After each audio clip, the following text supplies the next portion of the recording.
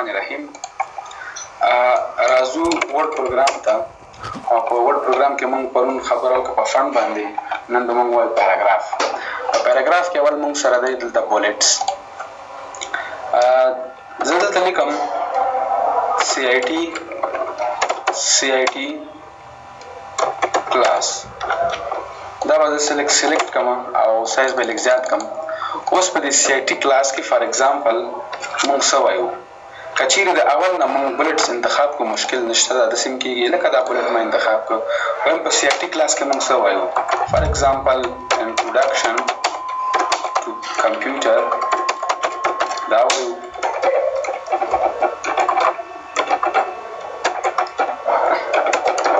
MS Word وایو،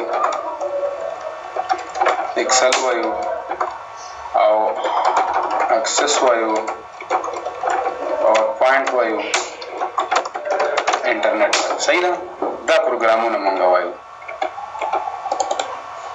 نو دې د څه کېږي دلته مونږ ته بلټس راکوي. مونږ کولی شو چې یو په یو څه وکړو، کنټرول A سره دا سلیکټ کوم، دا بلټو ته چینج کوم. فار ایگزامپل زه دا یو اخلم، داسې کېږي. یو بل یو داسې وګورئ دلته، دا هم خوښ شوی، دا اخلم. د مثال په طور زه ورته وایم چې موږ به واخلو دغه یو.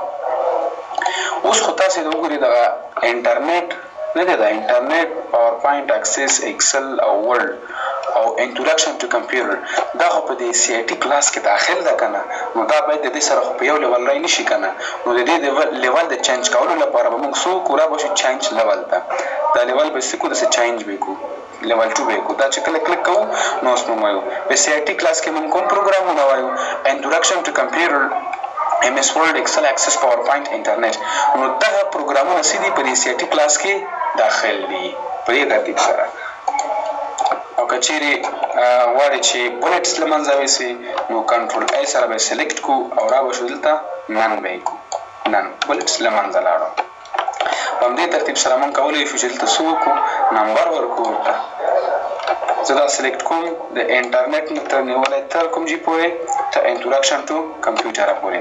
دا مې سلیکټ کړي چې نمبر ورته ورکوم. تاسې وګورئ 1 2 3 4 5 6. په همدې ترتیب سره تاسې کولی شئ چې څه وکړئ؟ د نمبر سره دلته ډاټ دی، دلته سره براکټس دي، براکټس والا نمبر ورکړئ. تاسې په همدې ترتیب سره کولی شئ چې تاسې دلته راشئ رومي عدد ورته ورکړئ، داسې په دې ترتیب سره. او کولی هم شي تاسې څه کړئ؟ نن یې کړئ، یعنې نمبرز به له منځه ځي. په نمبرز کې موږ سره بل دی دلته ډیفاین نیو نمبر فارمیټ. زه ځان ته کوم فارمیټ ورته لیکئ، یا دلته موږ سره نمبر سټایلز شته دي. ښه تاسې وګورئ، مثلا تاسې وګورئ موږ به استعمال کو کوم یو دغه فارمیټ به استعمال کو، دغه فرډ، سیکنډ، تھرډ دا به استعمال کو. دا به اوکې کړم. ګورئ تاسې فرډس نمبر موږ سره واخیستو. فرډس فار ایگزامپل لیکم چې علي. اوس چې کله زه انټر ورکوم نو سیکنډ په خپله راځي. په دې ترتیب سره ګورئ تاسې دا ډیزاینونه څه کېږي؟ کولی شو موږ یو په یو دغه فارمیټس اینډ ټمپلیټس استعمال کړو. د څه دپاره؟ د نمبرینګ دپاره. په همدې ترتیب سره لکه څنګه چې دلته موږ ډیفاین نمبر فارمیټ ځان ته دلته فارمیټ خوښوو که نه؟ د مثال په طور موږ فرډ، سیکنډ، تھرډ دا یو انتخاب کړی و، یا فار ایگزامپل دا رومي عدد انتخاب اوکې کوم که نه؟ داسې په دې ترتیب سره همداسې موږ کولی شو بلټس هم ځان ته انتخاب کړو.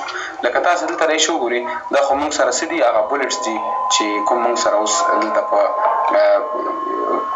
دغه کې پراته دي په دې بلټ لایبرري کې. بل تاسې ګورئ ته ډیفاین نیو بلټس، دلته کلیک وکړئ. دلته تاسې کلیک وکړئ او بیا راشئ د سیمبلز ته، او په سیمبلز کې دلته ډېر څه شي دي؟ سیمبلز دي موږ سره. دلته کولی شئ تاسې بلټ ریجن انتخاب کړئ. تاسې وګورئ فار ایگزامپل زه دا یو انتخابوم، دا مې انتخاب کړه او اوکې به یې کړم او اوکې به یې کړم. اوس چې کله زه لیکل کوم نو تاسې وګورئ ما سره کوم بلټس اخلي، کوم بلټ چې ما انتخاب کړی و د کوم ځای نه؟ د ډیفاین نیو فارمیټ نمبر نه، او په همدې ترتیب سره د ډیفاین نیو بلټ نه.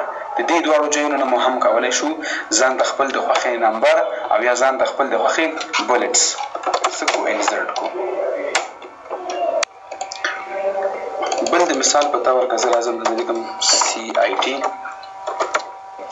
او په CIT کې موږ سره کوم پروګرامونه دي؟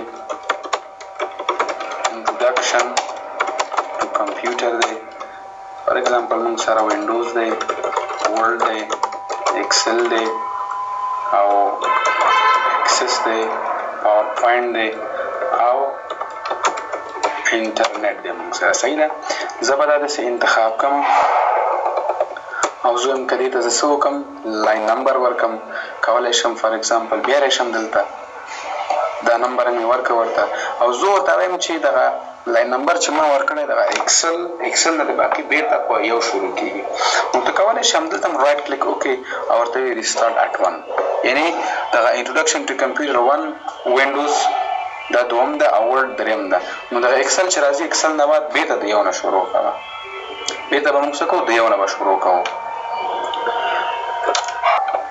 که وایم بیرته دې حالت ته راځي بیرته به م دلته څه کوم دلته به رایټ کلیک وکړم او ورته به څه وایم چې کنټینیو نمبرنګ نه جریان ورکړه ورته ګوره بیرته دې حالت ته راغی او په همدې ترتیب سره بل دلته راځو سیټ نمبرنګ ویلیو زه یم د ایکسل نه دی د ایکسل دا د شروع کېږي د سلو نه چې زه دا اوکې کړم نو ایکسل نه شروع د څو نه وکړي دا به د سلو نه شروع کوي بیا راځم ورته وایم set numbering value continue from previous list دا به انتخاب کوم advanced value ورته ورکم for example زر به ورته ولیکم نو شروع به وکړي د زرو نه ګورې ایکسل دا موږ سره راغی 1000 1001 1002 and 1003 که بیرته غواړو چې خپله پخوانی حالت ته ویستو نو بیا به راځو set numbering value ته او څه به وکړو دا advanced value دا به څه وکړو دا به چک نه وباسو او اوکې به یې کړو بیرته به ما خپل عادي حالت ته ځي لکه څنګه چې موږ ورته سل نمبر ورکړی و که بیرته غواړو چې بیخي د څلورو نه شروع کړي کنټینیو نمبرنګ بیرته خپل عادي حالت ته راغی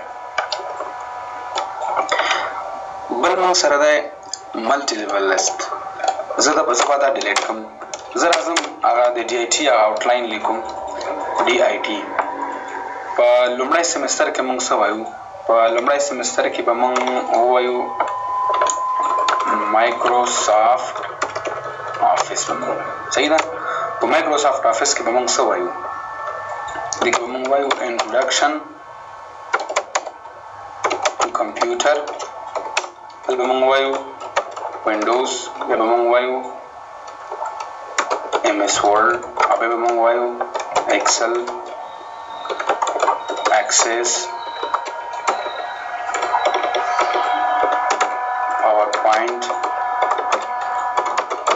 او بیا موږ وایو انټرنیټ صحیح شو او په دوم سمستر کې موږ څه وایو په دویمو کې موږ وایو ګرافیک ډیزاینینګ دا به موږ وایو او په ګرافیک ډیزاینینګ کې بیا کوم پروګرامونه شامل دي فار ایگزامپل دې کې به موږ وایو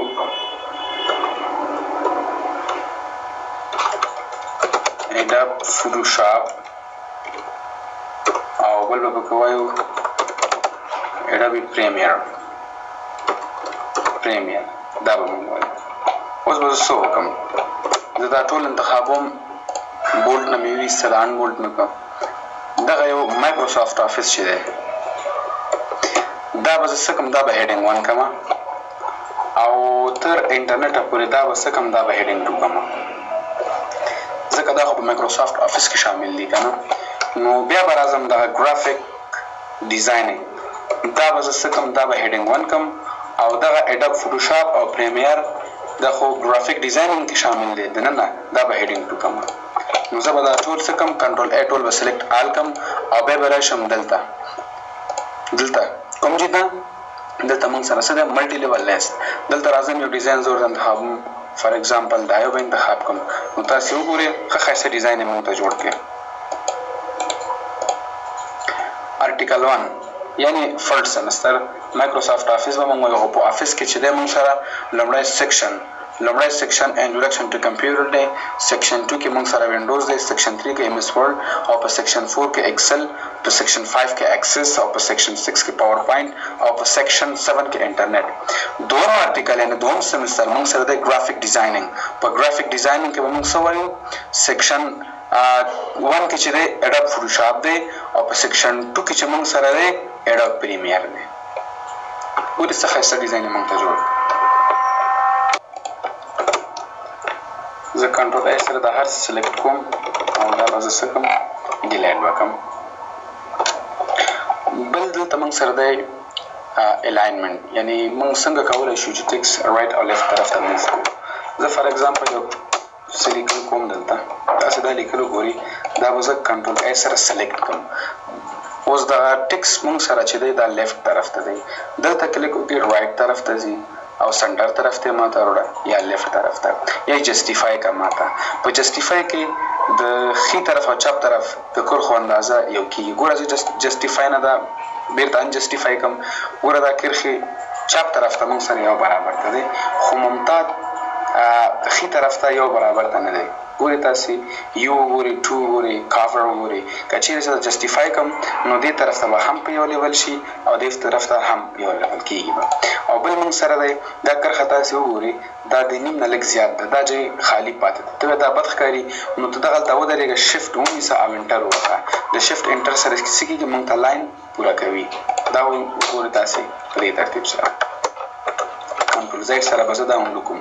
او بل موږ سره څه دي دلته دی لاین اینډ پیراګراف سپیسینګ، د کرښو او د پیراګراف ترمنځ سپیس. نو دا پیراګراف به زه څه کوم، دا به زه کنټرول ای سره سلیکټ کړم. اوس زه ورته ځم ورته وایم چې ماته د دې لاینز ترمنځ او د پیراګراف ترمنځ څومره مسافه باید وي. یو په یو تاسې کولی شئ تاسې څه کړئ استعمال کړئ. او د دې شارټکټ موږ سره کنټرول 1 دی، ګورئ کنټرول 1 عادي حالت ته راځي، کنټرول 5 وګورئ آفیشل سایز دی.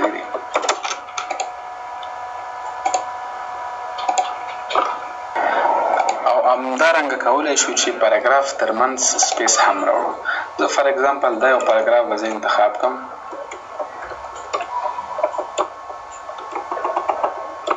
دا پیراګراف ما انتخاب کړ او زه راځم ورته یم اټ سپیس بفور پیراګراف، یعنې د پیراګراف څخه مخکې ماته څه وکړه سپیس راکړه مسافه. تاسې وګورئ دغه چې کې مسافه څومره ده، اوس وګورئ کلیک او بیا ورته وایم چې ریموف سپیس بفور پیراګراف، یا د پیراګراف څخه مخکې چې کوم هغه سپیس ما ورکړو هغه راته ریموف کړه. ګورئ دلته اوس پیراګراف کې د پیراګراف څخه مخکې مسافه شته، مې ریموف وکړه بیرته مې ریموف کړي په دې ترتیب سره. او بل موږ سره دی چې موږ داسې یو پیراګراف یا یو لاین څو لاین کا ټکسټ چې لیکو او هغې لپاره غواړو چې ورکړو د دې جینه یو بیکګراوند کلر. فار ایگزامپل دلته راځم زه لیکم، زه ورته لیکم چې دا چې شی دی دا زما پرسنل انفارمیشن دی، صحیح ده. دا مې دلته ولیکل داسې، دا به زه انتخاب کړم چې انتخاب مې دې جینه کولی شم څه وکړم یو بیکګراوند کلر ورته ورکړم داسې په دې ترتیب سره. داسې یو ډیزاین ده که نه. او بل موږ سره څه دی، بل موږ سره دی دلته بارډرز دی ته وایو چې موږ خط یو ټکس څه لیکو هغه به داسې انتخاب کړو او د انتخاب سره کولی شو دلته د ټکس ته بارډر ورکړو. ګورې ټاپ طرف ته بارډر راځي، لیفت طرف ته ګوره راځي، یا مثلا رایټ طرف ته غواړي بارډر راوړي. ګورې تاسې رایټ طرف ته د پیراګراف رایټ طرف ته ګورې بارډر راغی. نو بارډریز بارډر مه ورکوه، یا آل بارډرز یعنې څلور خواو ته بارډر ورکړه په همدې ترتیب سره. آوټ سایډز یعنې د آوټ سایډ دغه چار اطراف څلور خواوې چې دي بارډر ورکوه، نور مه ورکوه. او فار ایگزامپل تاسې وګورئ زه د آل بارډرز کوم، ګورئ هر پیراګراف نوم د جدا بارډر کې راغی. کوی بارډر د له منځه ځي نو نو بارډر ورته انتخاب کړه، بارډر به سکي له منځه به ځي. او بل موږ سره دی دته وایو سارټینګ، اسنډینګ اینډ ډسنډینګ. ښه زه دلته یو څه لیکم، د ډکشنري په شکل موږ غواړو چې یو څو نومونه ولیکو که نه. زه ورته لیکم چې فار ایگزامپل زو، ایکس ری او وینډو، او بل به ورته ولیکو چې یارډ په همدې ترتیب سره. فار ایگزامپل نوز، کیل،